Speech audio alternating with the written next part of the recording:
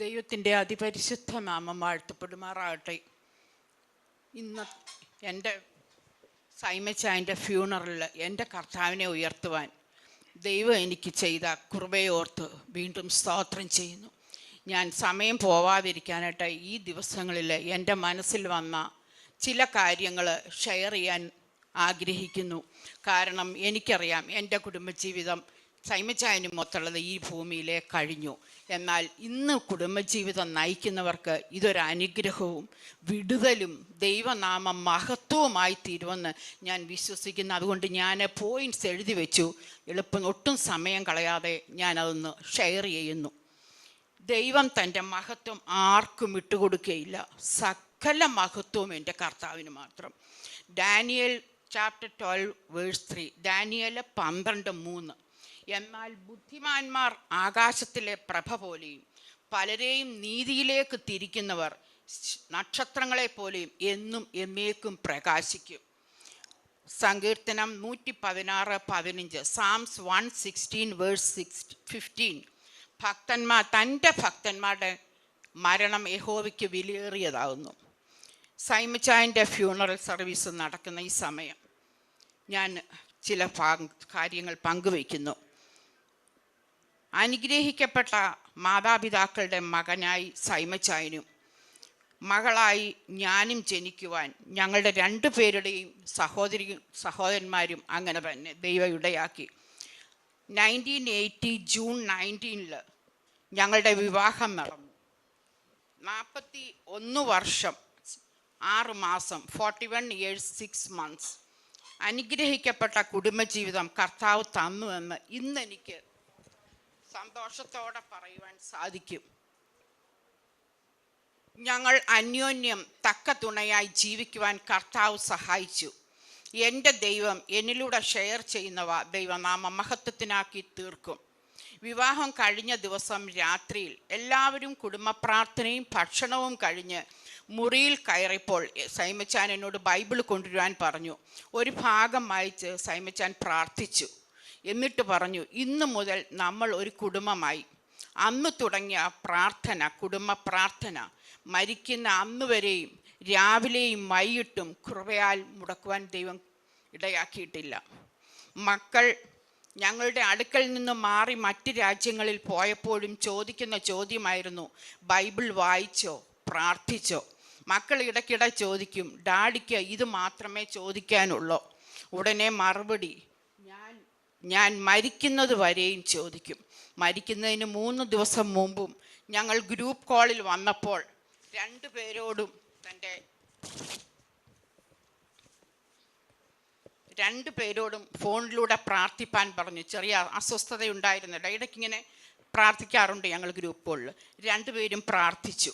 ഞങ്ങൾ തമ്മിൽ, അത് പറയാൻ വേറൊരു കാര്യമാണ്, ഞങ്ങൾ തമ്മിൽ 8.5 വയസ്സിൻ്റെ ഡിഫറൻസ് ഉണ്ട്. എന്തിനാണിത് പറയുന്നതെന്ന് ഒരിക്കൽ പോലും എന്നെ അടിച്ചമർത്തിയിട്ടില്ല. ഞാനാണ് കുടുംബത്തിൻ്റെ സകലതും എന്ന് പറഞ്ഞിട്ടില്ല. എന്നെ എല്ലാ രീതിയിലും എന്നോടും ചോദിച്ച് ഷെയർ ചെയ്ത് ഒരു സ്ത്രീക്കും ഭാര്യയ്ക്കുള്ള പങ്ക് തന്ന എൻ്റെ ഭർത്താവ്. ഇത് ഞാൻ ഷെയർ ചെയ്യുന്നത് ഇന്ന് കുടുംബജീവിതം നയിക്കുന്നവർക്ക് അത് അനുഗ്രഹമായി തീരട്ടെ എന്ന് വെച്ച് മാത്രമാണ്. ക്രൈസ്റ്റ് സെൻറ്റേർഡ് ലൈഫിന് മാത്രമേ പ്രശ്നങ്ങളിൽ തളരാതിരിക്കാൻ സാധിക്കുകയുള്ളൂ എന്നെനിക്ക് ഇന്നും എന്നും ധൈര്യത്തോടെ പറയുവാൻ സാധിക്കും. ദൈവത്തിന് സ്തോത്രം. ഞാനും എൻ്റെ കുടുംബവുമോ ഞങ്ങൾ യഹോവയെ സേവിക്കുമെന്ന് യോശുവയോട് ചേർന്ന് നമുക്കും പറയാം. 1990 കുവൈറ്റ് ഇൻവേഷനും 2017 to 2019 വരെയായിരുന്നു ഞാനൊരു പ്രത്യേക കാലഘട്ടത്തിലൂടെ വലിയൊരു ട്രീറ്റ്മെൻറ്റിൽ പോയത്. ആ 2 പ്രതിസന്ധികളിലും എപ്പോഴും കൂടെ ഇരുന്ന് വചന സത്യങ്ങൾ പഠിപ്പിച്ചു തന്ന ദൈവത്തിന് സ്തോത്രം. എൻ്റെ സഹോദരി സൻസുവും റെജിയും മക്കളുമാണ് ഞങ്ങളുടെ ഈ പ്രതിസന്ധികളിൽ എപ്പോഴും കൂടെ ഉണ്ടായിരുന്നവർ. എല്ലാ സഹോദരന്മാരെ ഓർത്ത് വീണ്ടും ദൈവത്തിന് സ്തോത്രം ചെയ്യുന്നു. ഭാര്യ ഭർത്താവ് ബന്ധത്തിൽ സ്നേഹത്തിൻ്റെ ആഴം അനുഭവിക്കാൻ സാധിക്കുന്നത് കർത്താവും സഭയുമായുള്ള ബന്ധത്തിലൂടെയാണ്.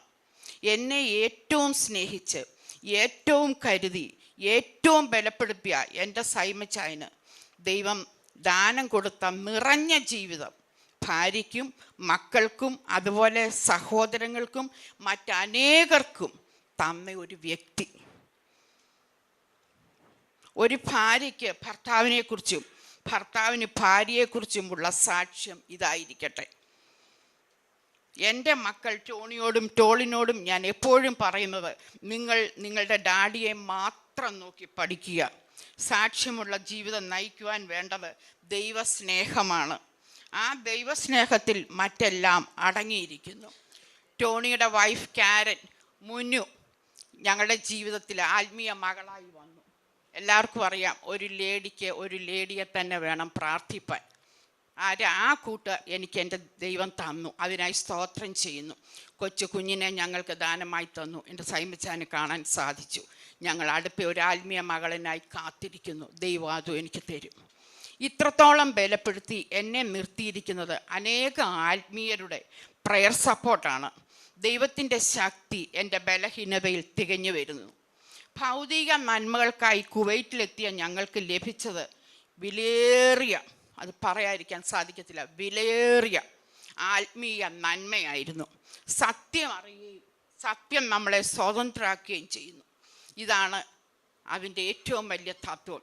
ഈ രത്ന ചുരുക്കമായിട്ട് ഞാൻ പറഞ്ഞ ദൈവദാസന്മാരെല്ലാവരും ഇവിടെ പറഞ്ഞു. ഈ ഭൂമിയിൽ നമ്മൾ ജീവിക്കുമ്പോൾ നമ്മുടെ പർപ്പസ് എന്താണെന്ന് വെച്ചാൽ, ഈ ലോകം കഴിഞ്ഞ്, ഈ ഭൂമിയിലെ ജീവിതം കഴിഞ്ഞ് നമുക്കൊരു നിത്യജീവനുണ്ട്, മരണമില്ലാത്ത. നമ്മുടെ ആത്മാവ് മരണമില്ല. ആ ആത്മാവ് എവിടെ പോകുന്നു എത്തുന്നു എന്ന് ജീവനോടെ ഇരിക്കുമ്പോൾ നമ്മൾ ഉറപ്പ് പ്രാപിക്കണം. ഇന്ന് ഞാൻ മരിച്ചാൽ, എൻ്റെ കർത്താവ് വന്നാൽ ഞാൻ എവിടെ പോകും എന്ന് ചോദിച്ചാൽ ഉറപ്പോടെ പറയാൻ സാധിക്കണം, എൻ്റെ മരണമാണെങ്കിൽ എൻ്റെ കർത്താവിനോടൊപ്പം, കർത്താവ് വരുന്നെങ്കിൽ കർത്താവിൻ്റെ കൂടെ ജീവനോടെ ഞാൻ. ബൈബിൾ ബേസ്ഡായ സഭയാണ് കർത്താവിൻ്റെ സഭ. ഞാൻ എൻ്റെ സഭയെ പണിയും, പാതാള ഗോപുരങ്ങൾ അതിനെ ജയിക്കുകയില്ല. വിശ്വാസ സ്നാനം സ്വീകരിച്ചത് 1999 മുതൽ ഞങ്ങൾ ആരാധിച്ചിരുന്നത് ആ സഭയിലായിരുന്നു. സകല മഹത്വവും എൻ്റെ കർത്താവിന് മാത്രം. തിരുവെഴുത്തുകളെ തിരിച്ചറിയേണ്ടതിന് ഹൃദയത്തിൻ്റെ കണ്ണുകളെ തുറക്കണമേ എന്ന് ദിനംതോറും, ഈ ബൈബിൾ നമ്മൾ ഒരിക്കലും തീരത്തില്ല, ദിനംതോറും നമുക്ക് പ്രാർത്ഥിക്കാം. അതിനായി നമുക്ക് തന്നിരിക്കുന്ന ദൈവവചനമാണ് ഈ ബൈബിൾ.